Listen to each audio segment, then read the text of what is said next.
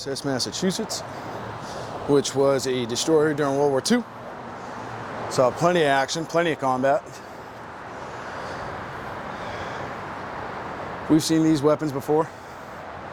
The USS Intrepid for one. And look at that sight. These are your anti-aircraft guns. The reason why it's enclosed, all the shell casings can stay somewhat in an area. But yeah, crew of about 8, 4 to each gun would operate these two weapons here. Another 2 on the other side. Jesus, look at that. Holy smokes. Well, look at the size of these frickin' deck guns. Once again, look at that. Now, the USS Massachusetts is so heavily defended, it's just not even funny. This thing can just dish out nothing but hate and discontent, even with its deck guns.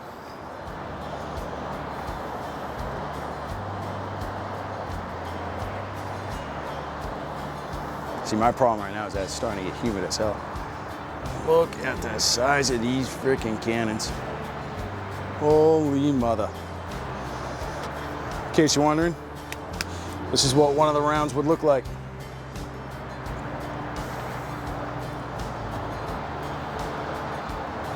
God, can you imagine being on board with one of these things going off?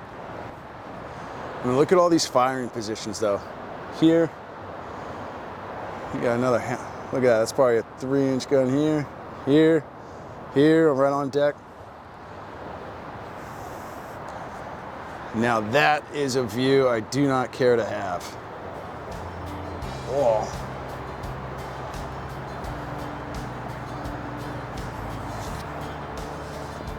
Yeah, daylight. Whew. Good Lord. I don't think this would have a weapon system. If anyone knows what this is in the comments, let me know.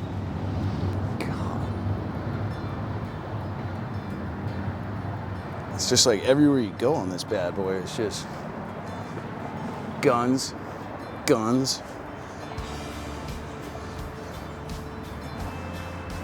It's probably 15 feet.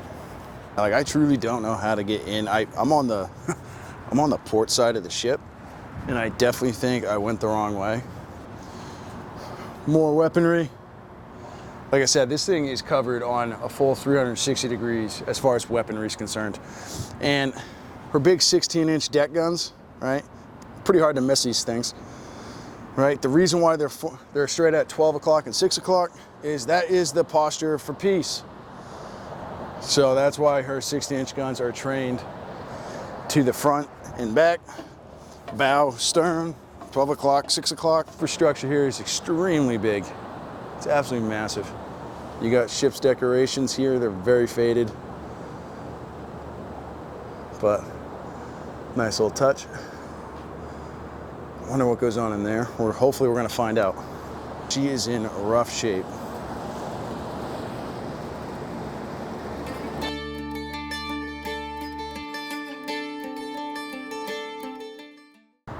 Flag bags or storage bins for the brightly colored signal flags and pennants used to transmit messages ship to ship. From here, signalmen hoisted flags up to the yard arm to deliver a message. They had to be quick and accurate. Flags in the wrong order could mean something else entirely different.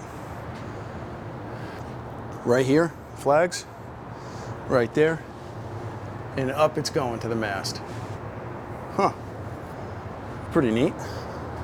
Crane that can pick up and drop the boat versus what we saw on the USS Joseph P. Kennedy. It looked a little bit more arduous to get that boat launched. So this here is one of them big ass signal lights, for the lack of a better term. Sorry to curse, but that's exactly what this is. It's not a big ass signal light. Another way to send messages. It's right here. Just found it.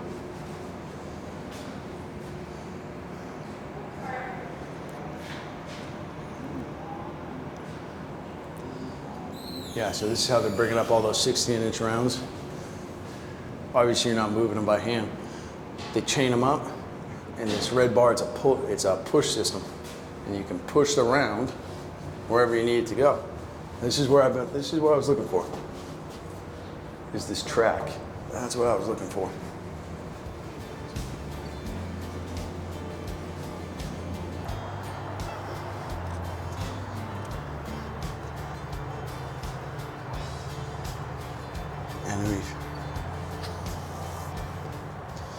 So the unofficial mascot of Massachusetts is George the Gremlin, thanks to this painting. In it, he rides a 16-inch projectile marked with enemy flags. Okay.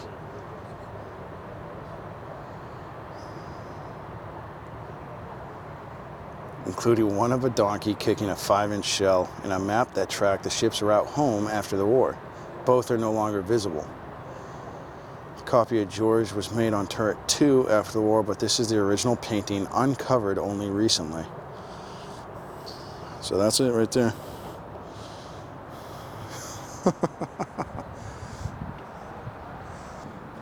Like, seriously though, look at the size of that thing. It's incredible.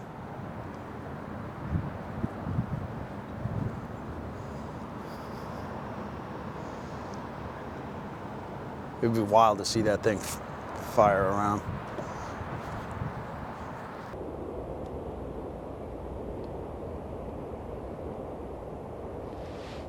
George.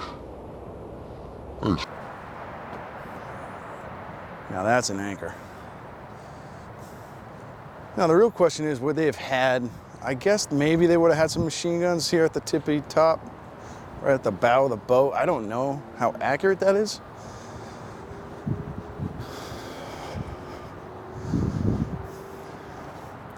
But you have 2 machine gun emplacements, one on the starboard, one on the port, all the way here at the tippity toppity of the bow. Look at this, the bow. Yeah, it's the forwardmost part of the ship. I knew that.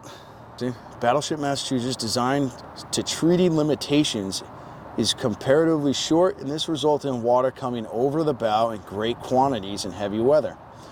2, I think it says 10mm gun mounts on the bow were removed after World War II due to continuing water damage. Beneath the main deck here are crew berthing compartments and head supply, department stores, and a sand locker. The sand was carried primarily to make fireproof mortar to repair the ship's boilers. See, this is the stuff I'm talking about, stuff that you see aboard these ships that you just don't think about. That they had a sand locker to make fireproof mortar to repair the ship's boilers. So we're up on the bow now. I can't tell if that's fog or rain heading towards me. Probably don't have much time left.